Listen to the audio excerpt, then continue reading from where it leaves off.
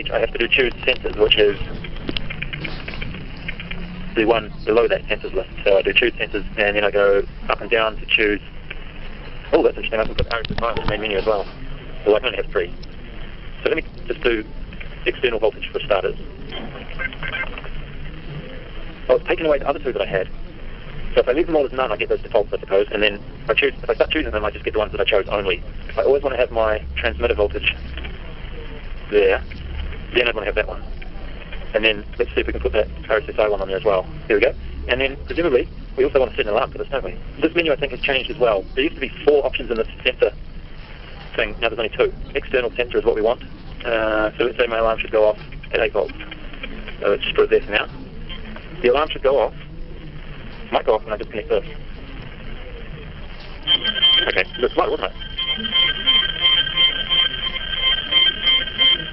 If it's supposed to react, so that's 3 cells at the moment, so we've got 7.5, yeah, oh, it's working. Should be 7.7, yeah. Okay, so this is the warning, and the other one would be, if we put it down to 3 cells, 1 cell, it gives you the urgent noise. Okay, that's good. So all the functionality of the extension piece that you would have had to buy as an external connection for this one has been included in here, for voltage at least. Isn't that nice? And it's smaller. You know what would be really nice is if we could set an alarm based on the RSSI value. But I've had a look around the menus and it just doesn't seem like there's anywhere you can do that. There's only this battery alarm. That's a bummer. So it seems like a pretty nice little receiver, at this point at least. I haven't blown anything with it, but presuming it works out in the sky, the same as it's doing here on the bench, it should be just fine. I tried connecting the transmitter to the computer with this cable, and it didn't do anything at all, even on Windows, just absolutely no response from the computer at all. And given that the last time I did this, I had to use a FTDI adapter, or USB serial connection adapter thingy to do the firmware upload, I'm thinking that this port here is not something that you can just directly connect to the computer and the computer knows what to do with it. So I don't really know what to do with this cable, how this could be useful. I did manage to play FTV FreeRider with this other cable that I got a while ago. So I know that this transmitter itself is capable of giving out those signals out the trainer port to do computer games and stuff like that. But I just don't see it happening with this cable. So perhaps this cable is only for uploading firmware, but even in that case, I don't think you could use it just this alone. Not sure what you're supposed to do with this. So I guess to summarise, if you already have an SSI6 transmitter and you're okay with just the 6 channels, there's probably not much point getting one of these.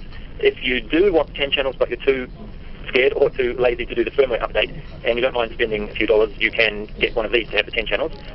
If you don't have any transmitter, of course, then I would start with one of these rather than just the normal FSI6. I mean, it's only $5 more or something, especially considering that you get this, which has the voltage, the LiPo battery voltage sensor in it as well. So it's a much better deal, I think.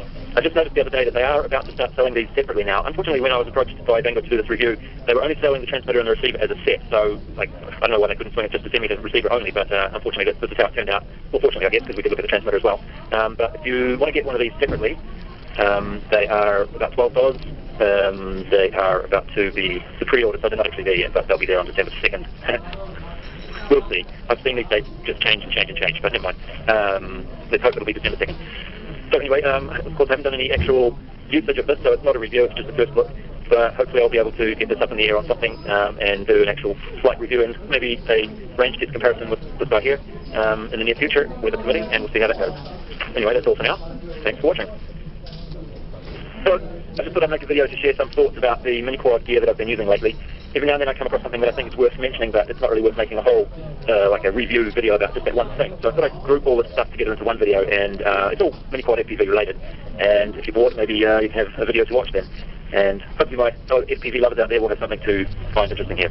Anyway, so I'm going to talk about the frames that I made, these 2 frames here, and then I'm going to talk about the motors and the SCs that I put on them and how they turned out after about 6 weeks of usage. I'm going to mention the Runcam Eagle, and then I'm going to mention the Satchuck Dominator SE, that's orange Satchuck goggles that I've been using for about almost 2 months now, I think. And then I'm going to just say a little bit about the GoPro Session. The frames here, these are the 2 frames that I designed. Well, they're kind of the same frame, pretty much, but the differences are that one is using 4mm arms and 2mm for the other plates. The other one is using 3mm arms and 1.5mm for the other plates. And I've probably given them about equal usage at the moment. And they both fly the same, pretty much. I have noticed slightly less flight time on this one. Battery seems to wear down a little bit quicker. Could be to do with the different ESCs, but it's also likely to do with the being slightly heavier as well. As far as the design of this frame goes, I'm quite happy with the layout. It's very, very convenient to use and convenient to stick the battery on and antennas are all in a good location, camera fits on nicely.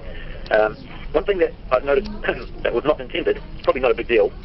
Is it this one? No, is it this one? I'm not even sure if you'll really be able to see it in this video, but it's a little bit easier to see in person, but the bottom of the quad seems to have developed a bit of a bow to it, so it sort of goes down and then up again. Yeah, you probably can't see it in the video. So it's sort of bent like that, so that the motor's actually facing slightly inwards on this arm. And this, I only saw this on the 3mm arm version, and like I said, it didn't really affect the flight characteristics or anything. But I don't think that's really ideal in the long term, so I don't think I would go for the 3mm arm version again, at least not without changing one other point about this design, and that is that, if I just show you my paper mock-up of this that I printed before I got the design cut, just wanted to see how it looked in real life. But the way these arms are attached is they're very, very shallow. They just come into here, and that's it. And I think the problem is that there's so much empty space in here that there's not much strength in the core. So the only thing in here that stops it from bending is the thinner 1.5mm plates in this case. There's two of them on the bottom. I actually put the 2mm bottom plate from the other one on here just to try and improve this, or make this problem less of a problem. But you can see that the upper plate there is quite thin. It's the 1.5mm plate there, it's not focusing, but yeah, it's quite thin. So when both of these plates were 1.5mm, I think that was the problem. So maybe that's why we can't see it bent so much at the moment. But anyway, so I don't think I'll go for this thin plate too much in the future. But it's not a huge problem. Although that may have also been contributing to some jello that I've been seeing. When I was flying this frame, I went through quite a few different types of props. I'd fly a couple of batteries with these props and then fly a couple of batteries with other props. And some of them were better than others. So I never really got rid of the jello all that much. And then I did the same thing with this one, and I noticed that almost all of the props that I tried had no jello at all. So I'm thinking that also it could be a nice effect of having a much more rigid frame, that you get less jello as well. Hopefully, I don't know. So I don't think I'd go for a 3mm, 1.5mm frame in the future. That's the verdict on that one. What else? Not too much to say, I guess. Alright, you'll notice, or you might have noticed when I was holding this up, that I'm using the Racer Star motor on this quad. Focus down. So it's the Racer Star 2834, and they perform fairly well. Have no complaints, but actually over here I'm not using them. So this was part of my quest to reduce the jello. This is the DYS GEDC2834, and all the other motors on here are using that. So I've got 3 of one motor type and 1 of the other. Partially I did this just to see if there would be any problems, and there's no problems whatsoever with having different motors on there. As long as they're all the same kind of spec, they're 2300 kV, 2205, all of them, and it hasn't been an issue at all. But the reason I did that, I noticed that when I just turned the quad and just armed it and let the prop spin at idle, some of the motors, this one in particular, I think it was this one, you could visibly see the prop. If you look at the prop from the side while it's spinning like that, you could see that there were 2 tips. So when it's spinning, you can imagine there was a tip there and a tip there. And it was quite clearly, it was a brand new set of props too, so it wasn't the fault of the prop. I think it was the fault of the motor, or the bearings or something that just wasn't quite aligned properly in here. And I'm not sure if it was like that out of the box or it got that way after a few crashes or what, but I think it was this motor. And it I think this was causing some jello as well. So what I did was, I thought I would switch back to the DYS motors, which were performing quite well without jello, except for one of them, which I stripped out the, they have a nice little screw in the bottom that you can undo to take the motor bell off very easily, but it strips out very easily too, that screw I found. So unfortunately I couldn't tighten down the force of my DYS motors enough to keep the bell secure, so that's why I'm using the Racer Star on here. And the other problem with these Racer Star motors was that 2 of them were counterclockwise threads, which means that I had to use the crappy aluminium nuts that came with them. Well, these are the only ones I had that were counterclockwise 5mm lock nuts, and I really don't like these nuts at all. They're not very good. So I wanted to make sure I had all the motors clockwise so I could use regular lock nuts. So yeah, apart from what I'm guessing is a little bit of an issue with the bearings with that one motor, these motors for the $7.50 or whatever I paid for them have been very, very good. I also thought it was a bit odd, or a bit weird that they've painted up on the thread like that, so after you use it a while it sort of grinds the paint off. It's a bit sort of sloppy looking, but Racer Star have come out with VR2205S, which just arrived yesterday. I haven't done anything with these yet, but I'm quite keen to give these a try. And they have improved a couple of the points that I have noticed, maybe other people have noticed and pointed this out to them as well. But one is that the new motors, they now have a normal unpainted and actually hollow shaft as well, thread on the motor shaft, so it's quite nice. And I got them separately instead of getting a set of 4 this time, so I got them as all clockwise right from the beginning, so I don't have to use these shitty nuts that they come with. Do they improve these nuts as well? Wait a minute. That nylon on the right there looks a lot fatter than... I wonder if they've improved these nuts. That's interesting. But I'm not going to use them anyway.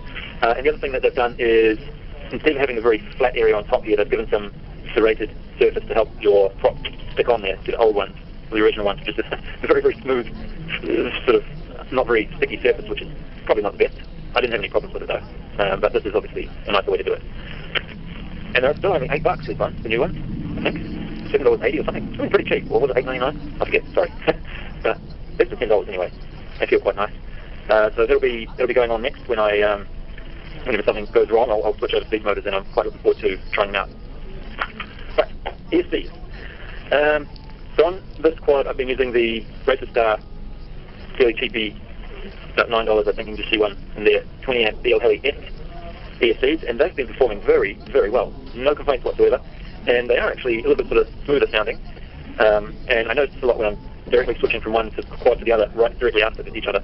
And I can't see any ESCs here, but the ESCs that I'm using on here are the Hobbywing X-Rotor Micro Mini or something, 30 amp, I think, 30 amp, yeah, ESCs. And I have to say I haven't been really impressed with these, especially considering they cost quite a bit more than those ones.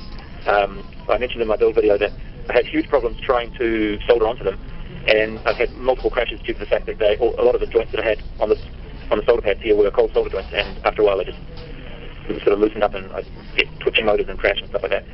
So I pulled them all off. Fortunately, that was quite easy because all we had to do to get them off was just wiggle the wire a bit and the cold solder would break. And I took the advice of somebody that commented on my build video, and I just took my knife and gave them a good old scrape. And it's almost like there's some kind of a glue or it's almost like a heat shrink kind of a thing that you can scrape off, and then the solder will stick on there fairly nice. That's not the only problem I've had with these. By the way, I noticed, I think on the Vanguard listing, it says something about they put a coating on here to make the ESC waterproof. So I'm just wondering if that coating that they put on it to do that extended down onto the solder